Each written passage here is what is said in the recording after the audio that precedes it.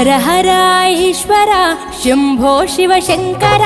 ఓం నమః శివాయ నీలకంధరా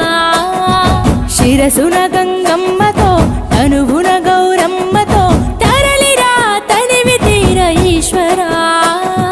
పొలిమేరలో వీరభద్రుడా వెండి కొండ మీద వెల్పు నీవురా ఇలాక పాలకాల భైరవ ఆ పాల నుండి కావరా నీ అక్కలే కాచిమైన కుట్టని మూడు కల్ల రేడువురా